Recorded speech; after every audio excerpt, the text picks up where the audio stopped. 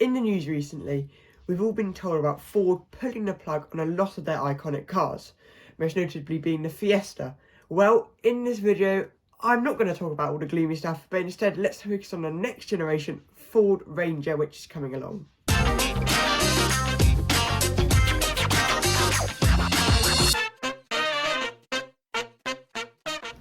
I must point out, I've never really been a fan of the Ranger. I thought of it as being a less capable F-150.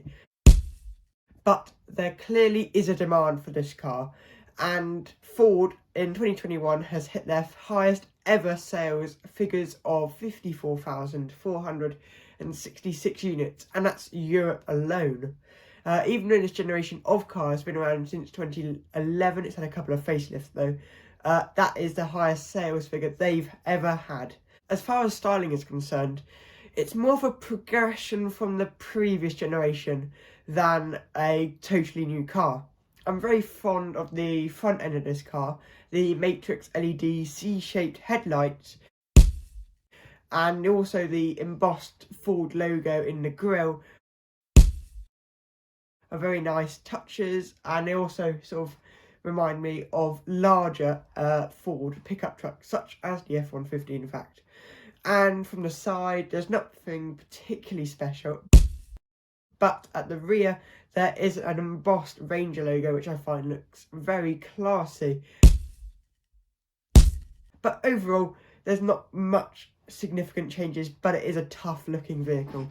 While most cars are ditching diesels, Ford isn't moving away too easily, as diesels are all you're going to get, nothing else, at least for the moment. There might be a couple more electrified models coming along.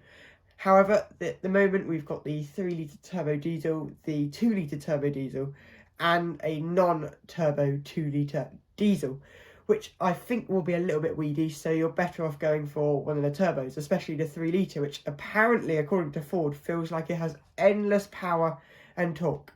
I suppose we're going to have to wait and see about that one.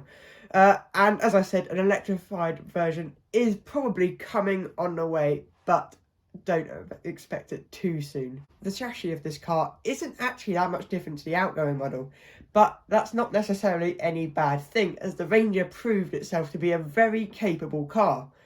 There will be two 4-wheel drive options available, one of which is electronically controlled and sends power to all wheels only when necessary, which, knowing the average Ranger driver, will probably be never. However, there is also another variant which is full-time 4-wheel drive, and this one is far more advanced. The approach angle and the chassis articulation are also improved on this generation. Pickups these days can't just be workhorses, because to most people, especially in the UK, they're used for being a statement and something to pose in. That's why the tough exterior looks aren't carried on into the cabin. There's a portrait 10.1-inch touchscreen that's also upgradable to a 12-inch too.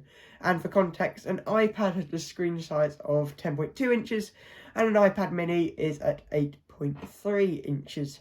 There's also a digital driver's display, a 360-degree camera, and the usual driving mode you'll get in most cars.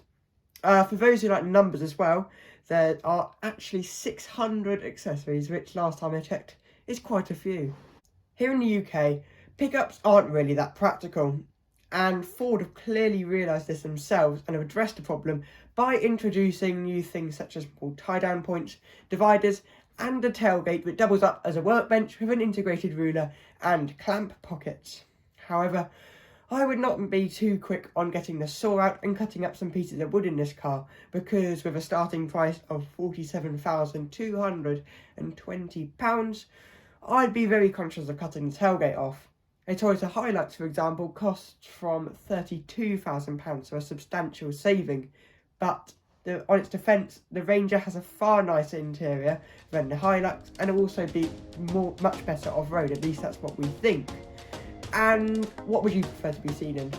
A Hilux or a Range Rover? I think we all know the answer for that one.